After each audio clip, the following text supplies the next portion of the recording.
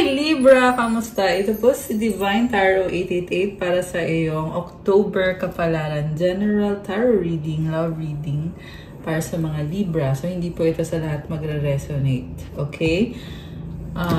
Na-ready ko na yung ibang card. So, we have here 4 of Wands, Ace of Pentacles, 2 of Wands, and the 6 of Swords. So, may nakikita kong committed relationship. Pero, mukhang meron kayong misunderstanding. Okay? Or, may pag-aaway kayo nitong taong to. And, you could be dealing with a twin flame or a soulmate. So, may mga nagbago. Okay? Kung dati, sobrang solid kayo. Ayan, oh, this is commitment, stability, solid foundation. Merong bahay dito. And, masagana. Okay, and then, Ace of Pentacles, 2 of Wands. Ayun, so ito na nga, nawala yung stability sa connection ninyo. At mukhang iniwanan ka nitong taong to. And we have Page of Cups sa bottom of the deck. Mukhang mas bata siya sa'yo or someone immature. Ang nakikita ko sa person na to, malungkot siya at parang nanghihinayang at iniisip niya yung opportunity na pwedeng magkaroon kayo ulit. Pero at the same time, pabago-bago siya ng isip. Parang ayaw na niya. Okay, yan yung nakikita ko dito eh. Pero at the same time, andun yung talagang iniisip ka niya at kinoconsider ka niya as someone na maging kapartner niya or asawa niya. Kasi wedding to guys eh, or commitment. So, kinoconsider niya yon. Pero at the same time, nawawalan siya ng pag-asa.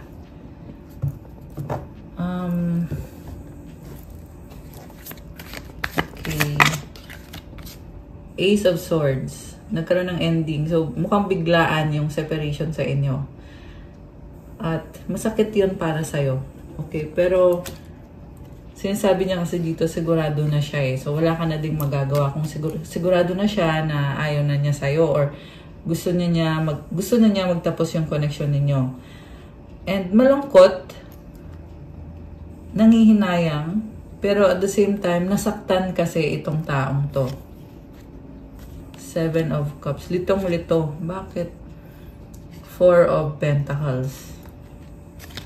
The Tower. Oh my gosh. Alam mo, grabe. Yung separation na nangyari sa inyo, hindi to in-expect. Also, may nakikita ako dito. Someone is meddling in your relationship. Merong nakikialam. Mukhang merong tumututol sa connection ninyo or merong nag-curse sa relationship ninyo para talagang hindi mag-workout to. Okay? This can be someone else. Third party. Yeah, meron ng third party. So, itong taong ka-deal mo, it's either ikaw yung nagkaroon ng third party or siya yung nagka-third party. Pero sa nakikita ko kasi dito, malungkot siya at pwedeng dalawa kayo, nagkaroon kayo pareho ng third party. Pero sa nakikita ko kasi, nananahimik kasi itong taong to ngayon. Kaya, kumbaga, nagkaroon ng ending tapos nanahimik na lang siyang bigla. So, hindi mo na din alam kung ano na bang susunod. Kasi, para sa kanya, tapos na, wala na. Tapos na tayo, ganon. Pero merong sumabotahe dito sa connection na to. Kung bakit nagkaganyan. Okay, pero wag kang mag-alala. Kung hindi man kayo nagkatuluyan itong taong to, ay malamang hindi talaga kayo ang meant to be na magkatuluyan. So remember guys, sa general reading to ha. So hindi po ito sa lahat magre-resonate. Okay. We have the moon. Oh my gosh, malungkot. Parang na-depress itong taong to nung time na nagkaroon ng hiwalayan or separation sa inyo. Or hanggang ngayon. Oh my gosh. Third party nga. Grabe, ang sakit naman. Masakit yung mga nangyari. Wheel of Fortune. Okay. Nagmo-move on ngayon tong taong to. Parang sinasabi niya, oo, masakit ngayon nangyari. Naglokohan kayo or niloko ka niya or niloko mo siya. Masakit yung hiwalayan, pero this person is now moving forward at ginagamit niya yung mga nangyari na yon para umusad yung buhay niya. So, may pag-move on at pag-iiwas. Parang nasabi niya dito, hindi ko kailangan ipilit yung sarili ko kasi kaya ko namang maging masaya nang wala ka. Pwede din baliktad to, guys. Pwedeng ikaw to na ikaw yung niloko at pinapatunayan mo ngayon na pwede mong baguhin yung buhay mo kahit wala itong taong to. Remember, roles can be reversed. Okay? Pero ito kasi nakikita ko na meron kang kadil na person na talagang nasaktan siya, kaya mas ginagamit na niya utak niya ngayon. Wala siyang pakialam kung masaktan ka, kung meron mang masaktan. Kasi yung iba sa inyo may pamilya kayo, ikinasal kayo. So, sabi niya dito na wala siyang pakialam kung ikinasal man kayo or kung may madadamay or may masasaktan. Kasi ang gusto lang na mangyari is makaalis sa isang sitwasyon na hindi niya gusto, hindi siya masaya at talagang nasaktan siya. Ayan. Tingnan mo to. Ayan. Parang yung puso niya ay talagang nadurog. Ayan. So, 3 of Pentacles. May partnership. Okay. Parang sasabi niya dito, oo, may partnership kayo, pero hindi lang naman pala exclusive yung partnership ninyo. May iba pang involved. So, what's the point? Diba?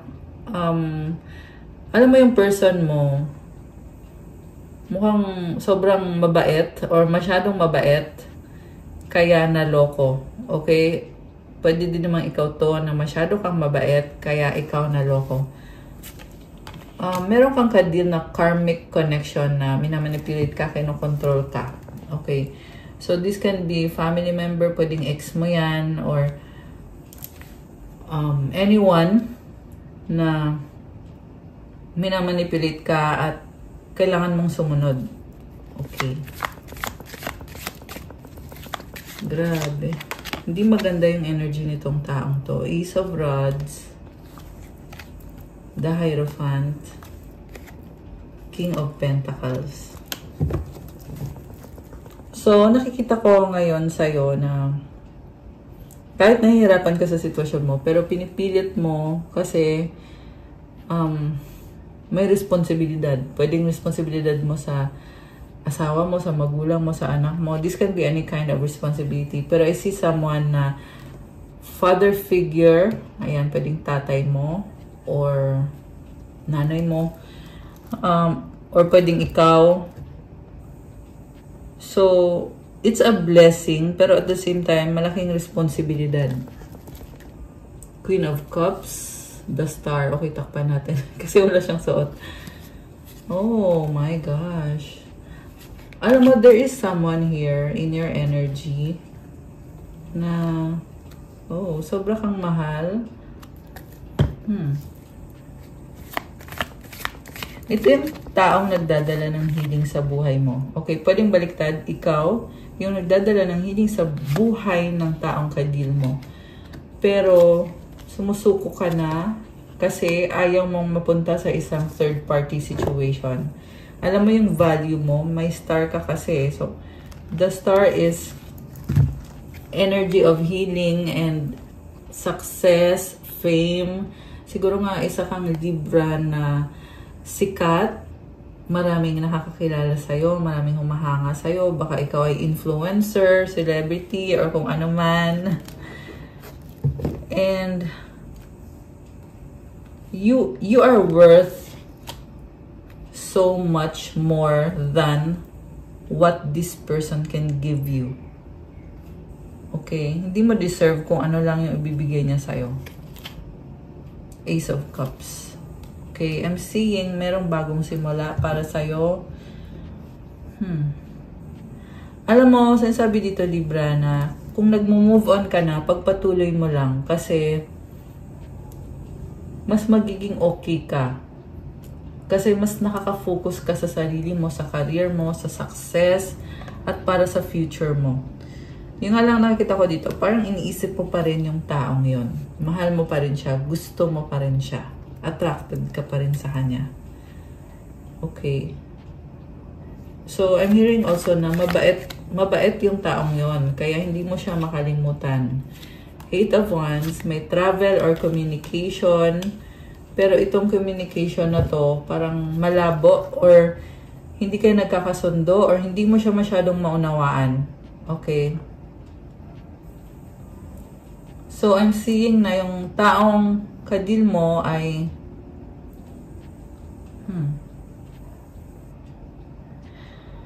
nasa process of moving forward na siya, pero andun yung may mga fear pa rin. Okay? Or pwede din tong tinatry niya pa rin i-heal yung sarili niya.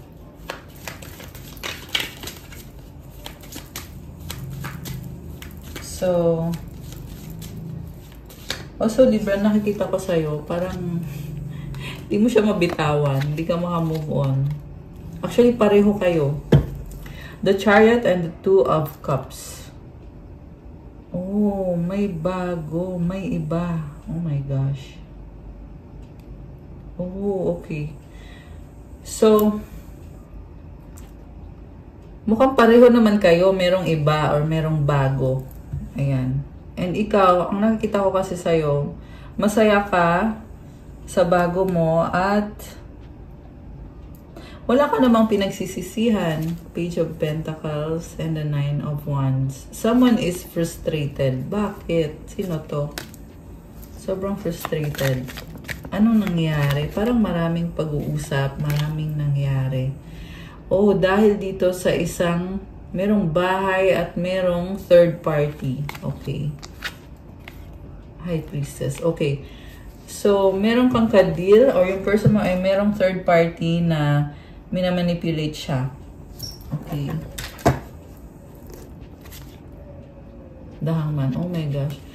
So, itong taong to, pwedeng ikaw, pwedeng siya, nasa isang sitwasyon na unhealthy, napaka-toxic. Ayaw kong sabihin yung word na yun eh. Pero yun kasi yung pinapakita sa akin, guys. Okay. This is an unhealthy connection. Pero, wala naman siyang magagawa kasi nandyan na siya sa sitwasyon na yan. Okay. Anong magiging outcome para kay Libra? Oh, okay. Alam mo, yung outcome para sa'yo is magsisimula ka ulit on your own. Kaso lang bakit parang nakikita ko dito na kino-consider mo pa rin yung taong yan. Siguro nga hirap kang magdesisyon kung bibitawan mo ba yan o hindi. Kasi with this King of Rods, parang nag-a-adjust ka eh. At the same time, alam mo, natapos na to, Ten of Swords. You were backstabbed by this person. So, natututo ka na din na, kasi nga sinaktan ka niya, so, naalagaan mo na din sarili mo para hindi ka na masaktan muli. Pero, nakikita ko din dito na huli na ang lahat. Kasi nangyari na ang mga nangyari. Ito kasugatan ka, kailangan mong mag-heal.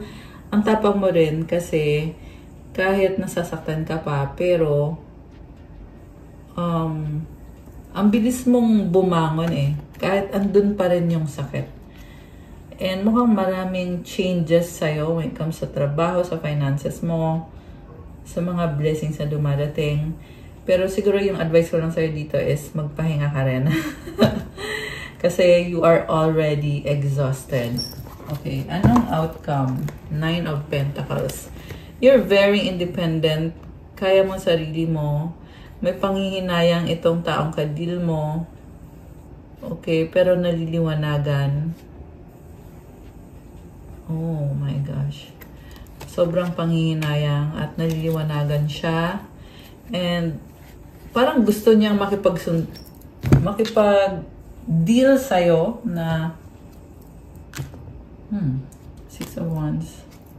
Para lang talaga magkaayos kayo. Gusto niya makipag-usap sa'yo. Okay? And then, gusto niya maayos yung conflict nyo. Although feeling naman niya, hindi niya kayang ibigay kung ano yung demands mo sa kanya. Pero gusto niyang mangyari yun. Ayan. Comment nga kayo guys kung nag-resonate ba kayo sa reading ngayon. Or kung kanina to nagre-resonate. Tingnan natin, ano bang intensyon itong person ni Libra?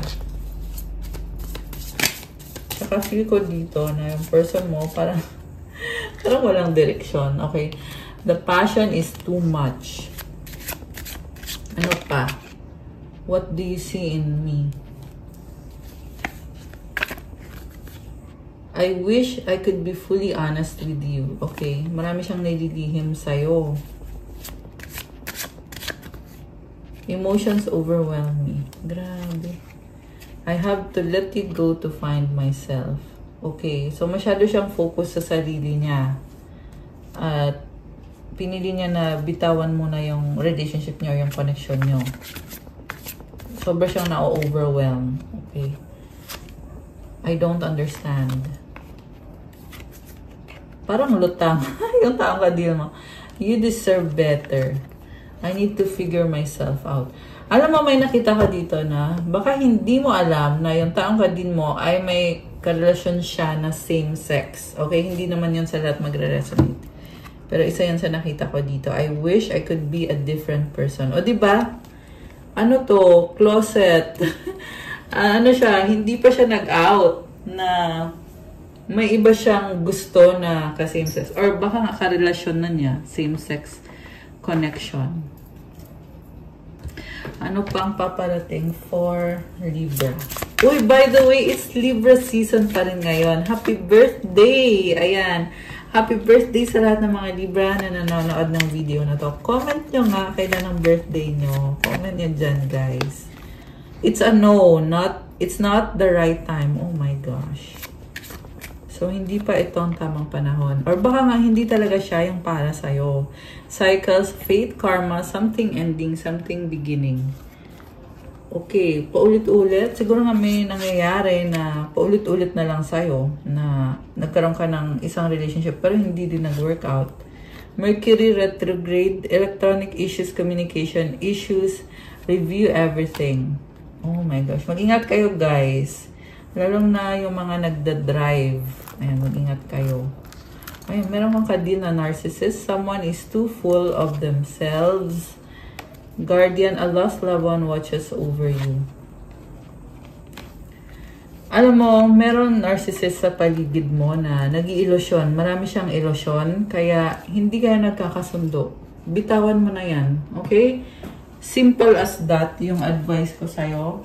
Na kung ikaw man tong may kadil kang narcissist sa paligid mo na siya lang lagi yung tama. Hindi healthy to sa'yo, hindi to makakabuti sa'yo.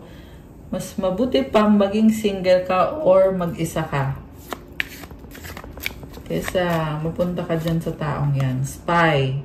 Someone's got their eye on you. You are doing your research. Okay, may nagsastalk sa'yo. Open up your heart. It will help you attract more love. Gold digger, they want your money being used. Oh my gosh.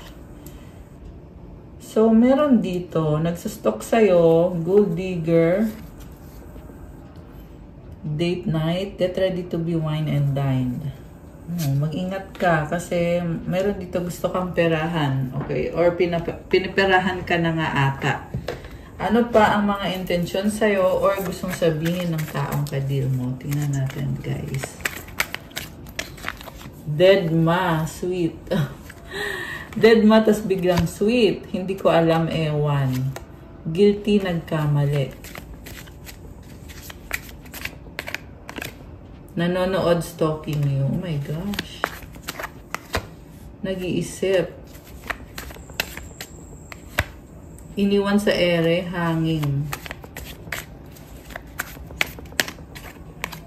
Selfish. Hurt, healing.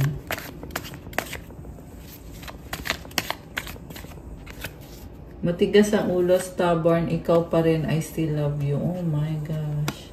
So, meron dito hindi makamove on. Nakakaloka.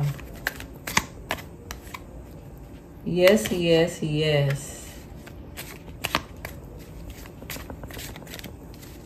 Meron pa ba o wala na? Ito, isa.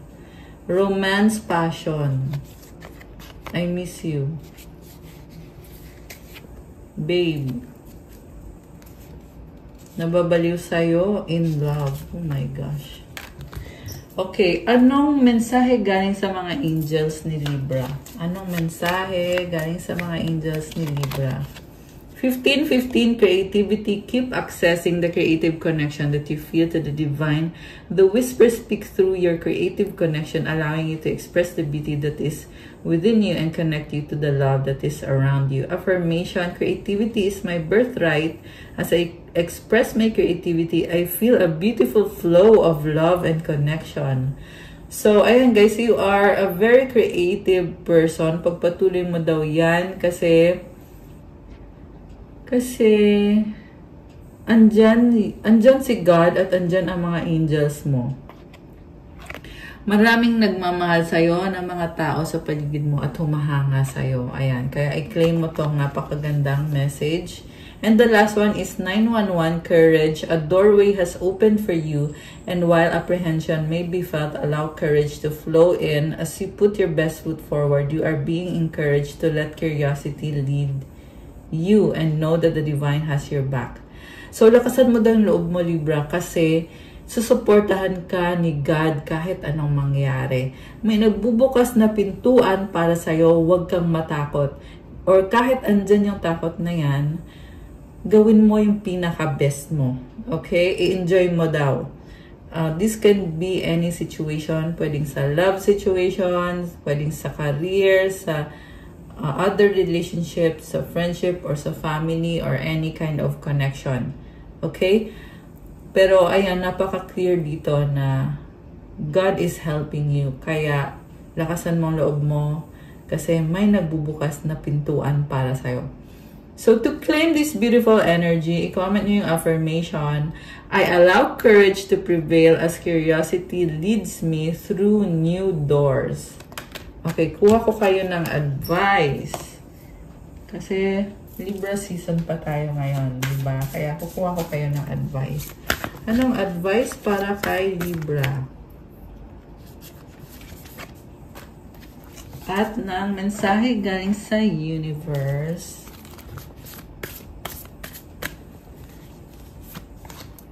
Mga dalawa. Okay. So, travel. Okay, isa pa nga. Aside sa travel, ano pang advice? Oh my gosh, loneliness. When you stop fearing your aloneness, you stop settling for less than you deserve. May I embrace and love my solitude, and that's when kindred spirits can finally come. Huwag ka daw matakot mag-isa. At parang sasabi dito, i-value mo yung sarili mo. At embrace mo yung solitude mo. Enjoy mo kung single ka man ngayon or mag-isa ka, i-enjoy mo daw yun. Kasi magugulat ka na lang na papunta na sa'yo yung soulmate mo or yung taong meant to be para sa'yo. I love this. Hindi ka lonely. You are at peace and you are happy while you are alone. Embrace and love solitude. Okay, yan yung pinaka-message. At ang mensahe from the universe, happiness is my birthright. Oh my gosh, kasi birthday. Birthday kasi Libra season ngayon, di ba? Kaya ayan, siguro nga sobra kang happy kasi ayan, merong birthday. Happiness is my birthright. When I lean toward love, I am led. So, piliin daw palaging magmahal kasi magiging direction mo yan sa kung ano yung dapat mong gawin sa sitwasyon mo. Ayan. Okay, Libra, that's all for your October kapalaran. Thank you for watching. Please like, comment, subscribe, hit the notification bell. Kung kailangan nyo ng gabay, kung nag-resonate kayo at kailangan nyo ng more information, pwede kayong magpa-private reading. Message nyo ako sa Viber or sa WhatsApp. Nasa description box po yung contact details ko. Tingnan nyo po dyan. May bayad po yon sa private reading kasi ikaw mismo yung i-reading. Thank you, Libra. Happy birthday. God bless you all. Stay safe. See you again soon. Love you guys. Bye!